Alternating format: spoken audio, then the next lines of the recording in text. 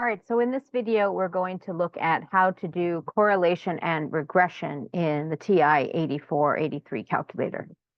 So I have an example of taking some data from some of my students, and they have a grade on test one and a grade on the midterm exam. And I want to know how the two grades correlated with each other.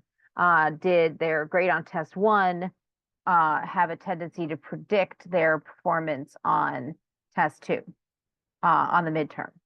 So first of all, we're going to enter the data into the calculator so that we can create a scatter plot. So the first thing to do, we're going to enter that data. Test one grades will go in list one and midterm grades will go in list two. I have another video on entering data into the calculator if you need help with that. But essentially, from the stat menu, you're going to select edit, which is the first thing at the top of that screen. And then in list one, you're going to enter the data and then scroll over to list two and then enter the data from the midterms on list two. And you may need to pause the video if you're going to try to go through this example until you get those that data entered into the two lists.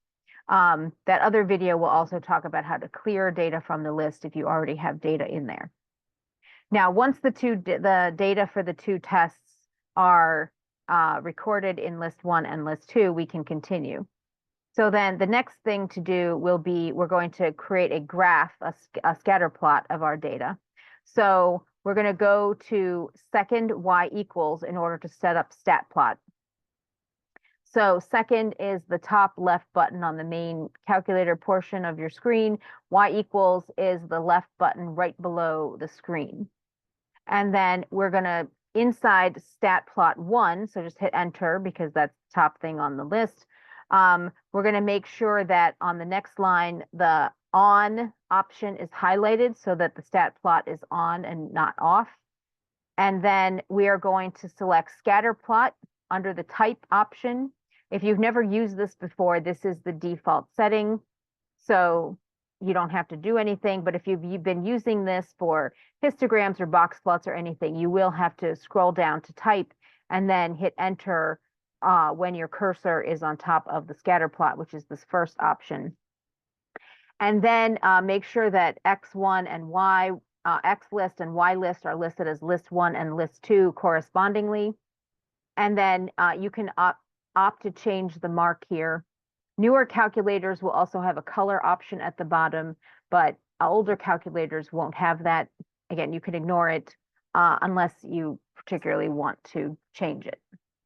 Now, once you have all of this set up, then you're going to hit zoom and then 9 for zoom stat. Zoom is the middle key right underneath your screen.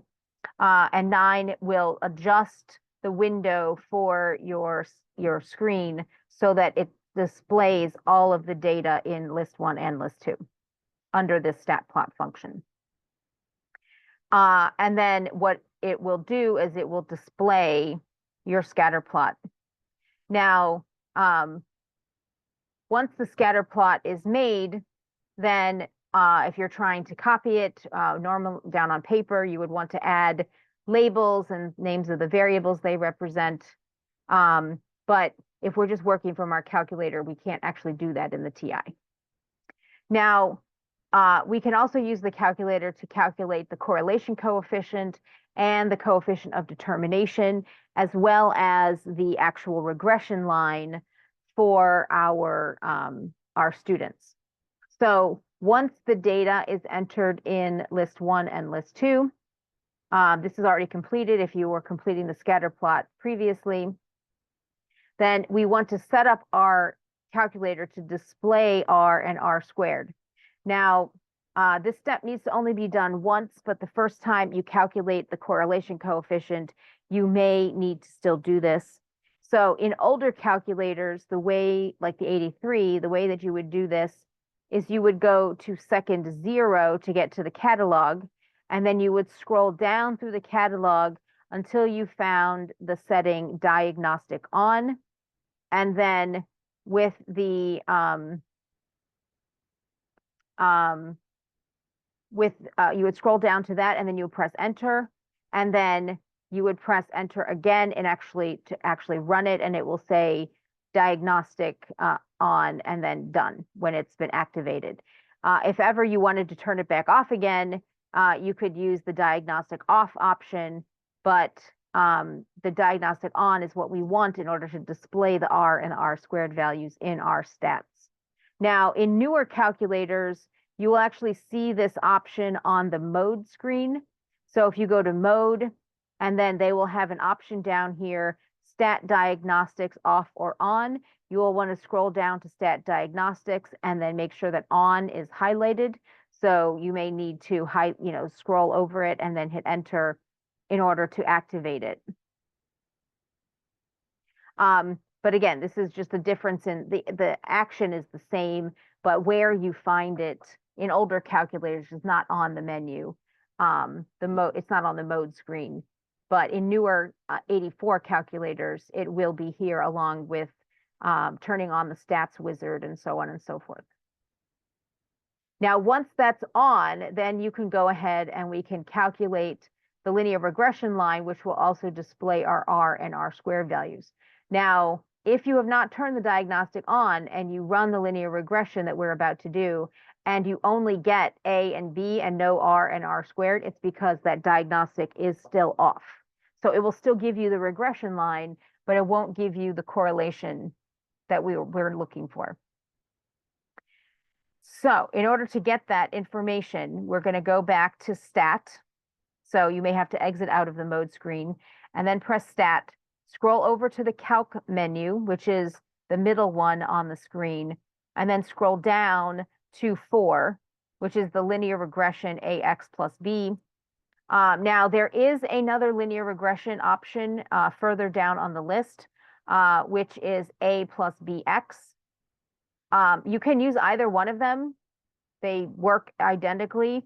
The only difference between them is whether they identify A as the slope coefficient or whether they identify B as the slope coefficient. That's the only difference between them. They otherwise work exactly the same. I have no idea why there's two functions in the calculator, but there is. The other one is, I believe, 8. Yes, it's 8. So again, they're both going to work identically. One is just AX plus B and one is A plus BX. But there's otherwise no difference in them. And I prefer to use 4 just because I don't have to hit the scroll button as often. But on the screen, you can see that the screenshots are actually using 8. But again, they are going to work exactly the same way. Now, in the older calculators, or if you are using the stat wizard turned off, then when you call up this lin regression function, again, either 4 or 8,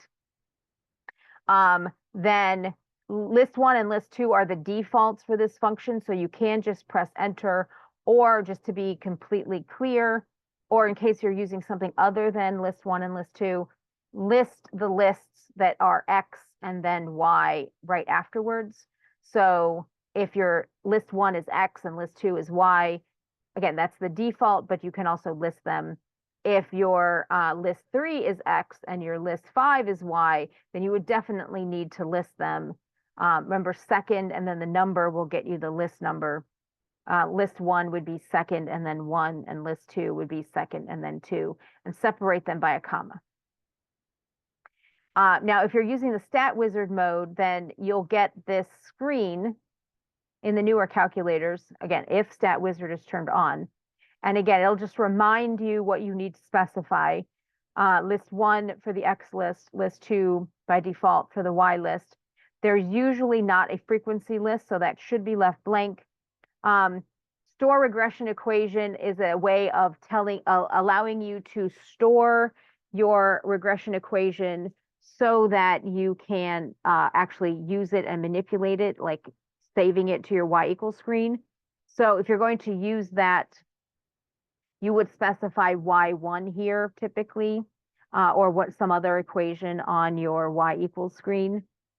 You can get the Y equals buttons from the vars menu, scroll over to Y vars, and then select function, and then scroll down the list for the Y list, the Y function that you want to enter it into.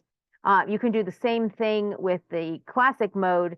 You would just put another comma after list 2, and then you would also call up your Y list from the same vars menu in order to store your regression equation someplace. And then you don't necessarily need to do this. It does save a little bit on typing, but you don't need to, because it's going to print the coefficients on the screen, and you can always enter them manually if you have to.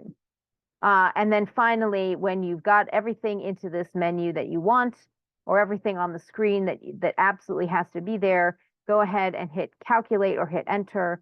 And then the output for both the newer and older calculators is going to basically look the same.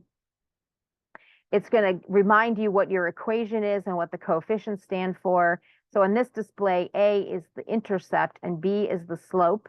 If you're using the AX plus B, then it will say A is the slope and it will say 1.27, and B is the intercept and it would say -22. So again, the only difference between these is the order of what the coefficients stand for.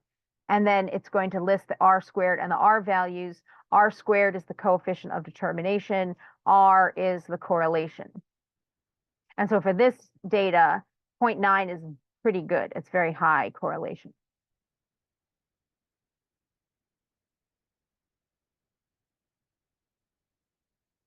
Now, if you want to then graph the equation or do some calculations on it, then you can then go to the Y equals screen and enter this data manually.